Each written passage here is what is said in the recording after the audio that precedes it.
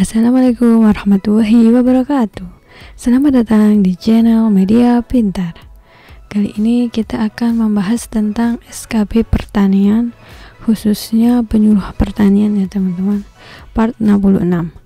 Bagi teman-teman yang belum menonton part sebelumnya, silahkan ditonton ya. Jangan lupa like, comment, share, and subscribe, dan klik tombol loncengnya agar teman-teman bisa update video-video terbaru. Oke, langsung saja kita ke contoh soal nomor 61.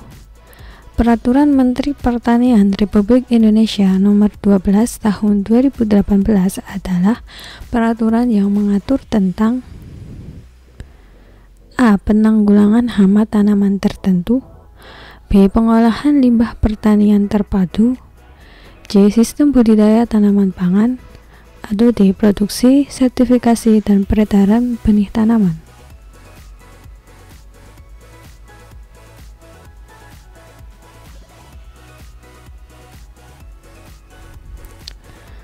Oke, jawaban yang mana teman-teman? Ya, jawaban yang paling tepat adalah yang D ya, produksi, sertifikasi, dan peredaran benih tanaman. Teman-teman bisa cek sendiri ya. Oke, lanjut soal berikutnya. Nomor 62. Pada kegiatan program bekerja, selain mendapatkan bantuan ayam kampung unggul, Balit Bangtan RTM atau rumah tangga miskin akan mendapatkan bantuan pakan ayam selama A. 3 bulan, B. 4 bulan, C. 6 bulan, atau D. 12 bulan.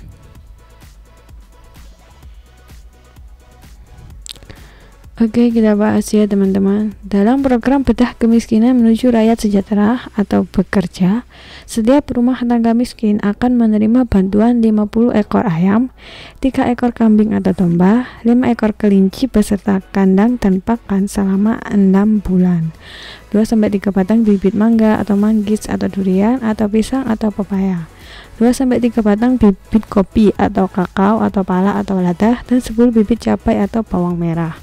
Jadi jawaban yang paling tepat untuk nomor 62 adalah yang C ya teman-teman, 6 bulan.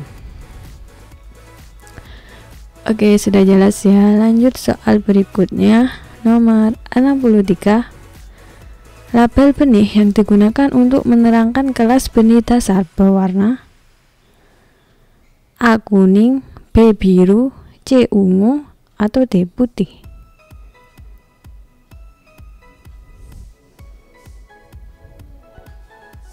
Oke, kita bahas ya teman-teman. Ketentuan pemakaian label adalah sebagai berikut. Untuk benih penjenis atau PS, atau breeder seed atau BS, warna label berwarna kuning seperti gambar di bawah ini ya. Untuk benih dasar atau BT atau foundation seed atau FS, warna labelnya putih. Untuk benih pokok atau BP atau stock seed atau SS, warna label berwarna ungu. Dan yang terakhir, benih sebar atau BR atau extension sheet atau ES, warna label biru. Jadi untuk kelas benih dasar berwarna D ya teman-teman, putih. Oke, sudah paham ya. Lanjut soal berikutnya, nomor 64. Dalam teknologi jajar Legowo Super dianjurkan untuk menggunakan persemaian sistem A. Kering, B. Tertutup, C. Tapok, atau D. Terapung.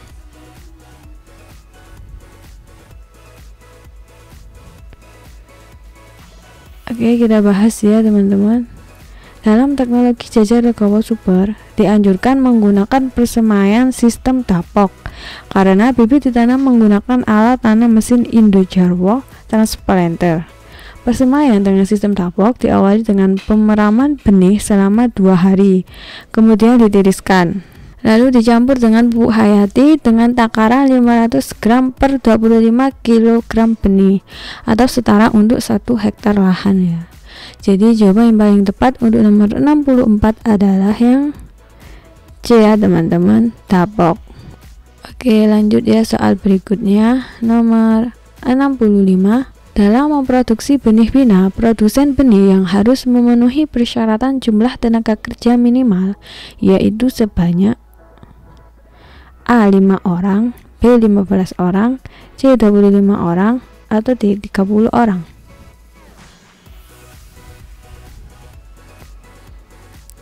Oke, kita bahas ya teman-teman.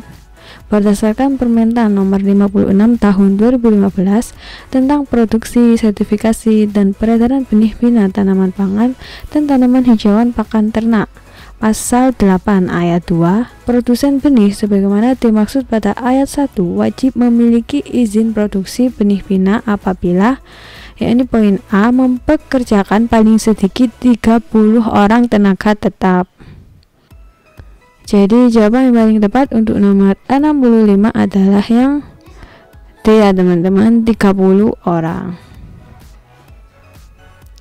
Oke, lanjut soal berikutnya, nomor 66. Undang-undang yang mengatur tentang perlindungan varietas tanaman dikeluarkan pada tahun A 1999, B 2000, C 2005, atau D 2015. Oke, kita bahas ya teman-teman. Undang-Undang nomor 29 tahun 2000 tentang perlindungan varietas tanaman.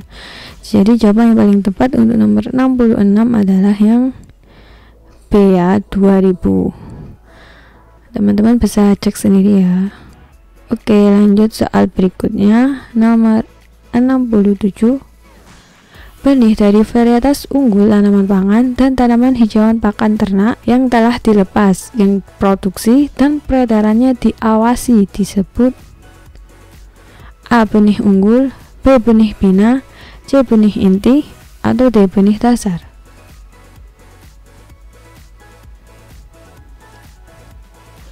Oke, kita bahas ya teman-teman. Berdasarkan Permentan nomor 56 tahun 2015 tentang produksi, sertifikasi, dan peredaran benih bina tanaman pangan dan tanaman hijauan pakan ternak, Pasal 1. Benih bina adalah benih dari varietas unggul tanaman pangan dan tanaman hijauan pakan ternak yang telah dilepas, yang produksi dan peredarannya diawasi. Jadi jawaban yang paling tepat untuk nomor 67 adalah yang B ya teman-teman, benih bina. Oke, diingat-ingat ya. Lanjut soal berikutnya, nomor 68. Benih yang diproduksi dari benih inti atau nukleosid disebut A. Benih dasar, B. Benih pokok, C. Benih penjenis, atau D. Benih sebar. Oke, kita bahas ya teman-teman. Benih penjenis merupakan perbanyakan dari benih inti yang selanjutnya akan digunakan untuk perbanyakan benih kelas-kelas selanjutnya, yaitu benih dasar dan benih pokok. Jadi jawaban yang paling tepat untuk nomor 68 adalah yang C ya teman-teman, benih penjenis.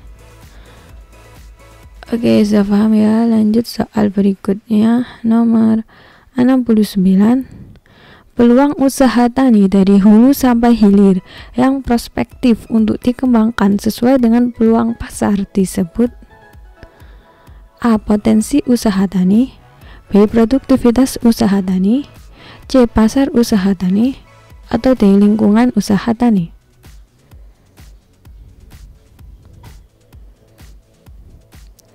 Oke, jawabannya yang mana teman-teman?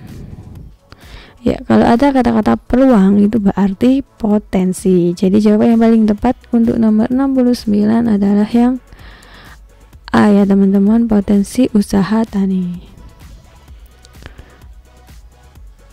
Oke, sudah paham ya. Lanjut soal berikutnya, nomor 70. Di bawah ini yang termasuk komoditas prioritas nasional untuk subsektor hortikultura adalah A. Tebu, B. Jeruk, C. Kelapa, atau D. Lada.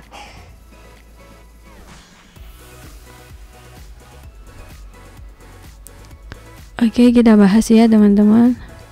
Dalam rancangan pengembangan kebijakan perbenihan tahun 2020 sampai 2024, setidaknya ada 8 komoditas buah-buahan yang akan menjadi fokus pengembangannya secara masif dan komersial, diantaranya manggis, mangga, pisang, kelengkeng, durian, salak, dan nanas. Di antara komoditas tersebut, jeruk tetap menjadi prioritas pengembangan buah nasional dengan porsi komoditas jeruk ini 27% dibanding jenis buah lainnya. Hal ini bertujuan mewujudkan kemandirian produksi nasional melalui usaha substitusi impor. Dikutip ujar Direktur Perbenihan Hortikultura Bapak Sukarman. Jadi jawaban yang paling tepat untuk nomor 70 adalah yang B ya teman-teman, jeruk. Oke, sudah paham ya? Sekian video dari saya. Terima kasih, semoga bermanfaat. Jangan lupa like, comment, share, and subscribe channel Media Pintar. Semoga teman-teman bisa mendapatkan nilai yang terbaik pada saat tes SKP nanti dan menjadi ASN tahun ini. Oke, sampai jumpa. Bye-bye. Wassalamualaikum warahmatullahi wabarakatuh.